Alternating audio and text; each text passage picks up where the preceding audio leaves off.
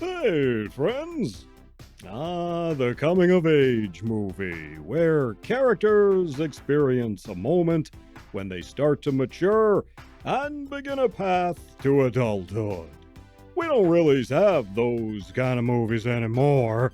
In Hollywood today, it's much more likely to have a movie where the characters realize they don't need no man, because it turns out they were lesbians or something, and men are all bad anyway. At least if they're white. That, thankfully, wasn't the story in the 1980s. Audiences were treated to several movies where we see a character struggle and overcome and pass the test created by the inflection point between youth and maturity.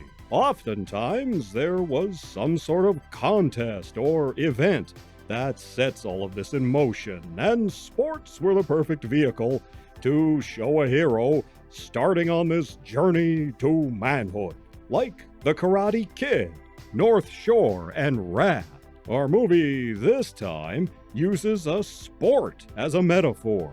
Many of these films follow the same formula. A teenager is missing one or both parents and may have just moved to a new town. He isn't maybe good at schoolwork, but he is good at a particular sport. He meets a cute chick, and he's challenged by some bullies in said sport who harass the hero. Eventually, he finds a mentor in said sport, usually an older man who stands in as a father figure. The sport, with the help of the father figure mentor, becomes the catalyst that takes the hero from teenager to manhood. And in the end, he wins his chick, he earns the respect of his colleagues and the other competitors, and even the bad guys. This time, we're looking at a typical coming-of-age movie of this ilk, namely Thrashin from 1986. Our story goes like this. Corey goes to LA and is hanging out with his cousin, I guess, and friends in the valley. He's there to compete in some skateboarding competitions. Together, they build a ramp to practice their slick moves on.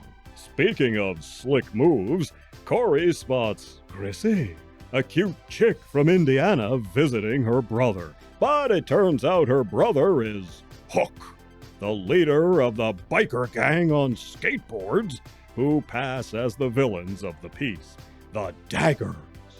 Hook hates Valley kids and doesn't want Chrissy going out with Corey.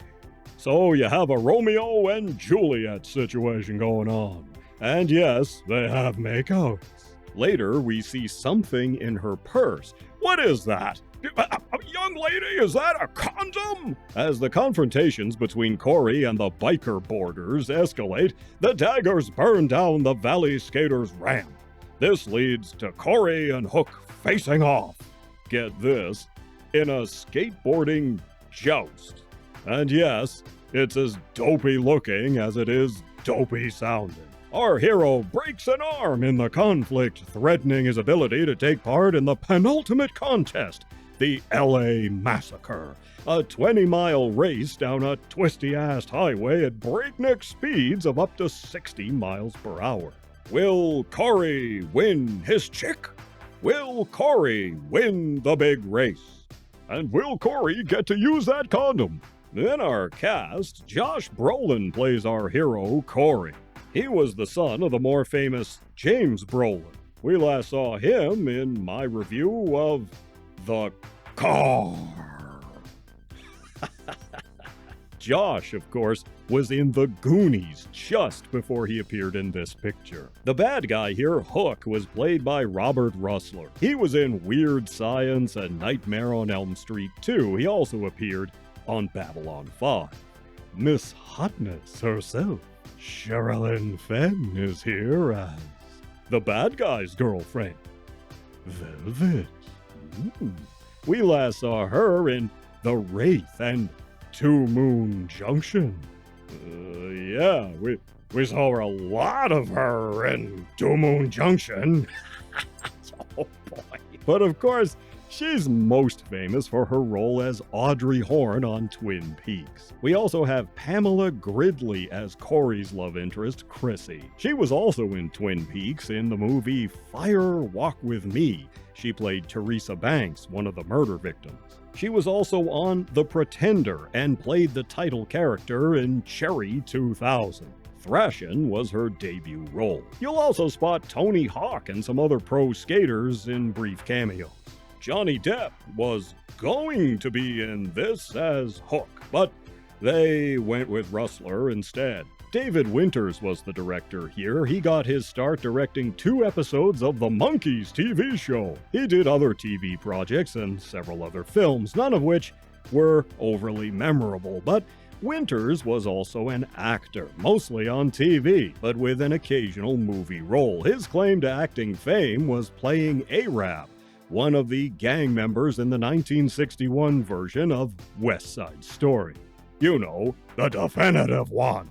The soundtrack for Thrashin is suitably 80s. Meatloaf sang the title track, and the Red Hot Chili Peppers play themselves in a nightclub scene. Corey doesn't seem to have a dad, as is the case for the hero in most of these movies. But unlike others, not only does he not have a dad or a mentor, the mom is totally missing here. She's alive, just not here.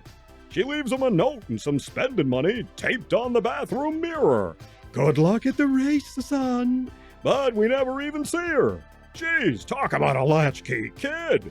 Downsides? Well, this big contest at the end is a bit meh. Supposedly, on this downhill course, skaters could reach speeds of over 60 miles per hour, so it's dangerous, right? But all of the footage looks pretty slow, like their speed was only 10 miles per hour. Maybe they forgot to speed up the footage or something, I don't know. But despite all of these clumsy skateboarders crashing all over the place, it doesn't look particularly harrowing. Still, one stunt skater, Jesse Martinez, is seen being attended to by medics for a broken leg. He really did break his leg there. That was for reals. They just got it on film and kept it in the picture. And the bad guys here are pretty cartoonish, to be honest. The Cobra Kai gang in Karate Kid was more consistent with the menace, if you ask me. But here we see the bad guys aren't really bad guys. Okay, they kinda are, but in the first place, the big baddie Hook loves his sister and is just looking out for her. And right at the start, we see this little kid on a skateboard. And as they swoop by, the gang dudes pat him on the head and are all like, "Way to go, kid! Cool, man!" So they don't come off as really evil. Evil dudes would make the kid spill really bad and then steal his skateboard. I know I would. And how can they afford this house they vandalize with spray paint? And their beer and everything is anybody's guess because none of them appear to have any employment. Anyway, in this kind of movie, the real thing the hero has to overcome is himself so he can level up to adulthood. The Karate Kid is the gold standard in this genre, even so, like North Shore and Rad. Despite being predictable, Thrashin is entertaining, and like those 2 films, it features details about a sport. Details people, well, even now, are maybe not too familiar with. While not the most prolific director, Winters does what a good director in this genre needs to do. Namely, make the sport look cool and exciting. And that he does quite well. He was smart enough to focus on the skater culture and tricks and stuff. And despite the ridiculous joust scene, the skaters all look cool plying their craft. Outside of skater fandom, this movie may have slipped under the radar. So if you need a dose of the 1980s, and who doesn't, this one may just be for you. I'm giving Thrashin 2 1/4 paws. It's worth a watch.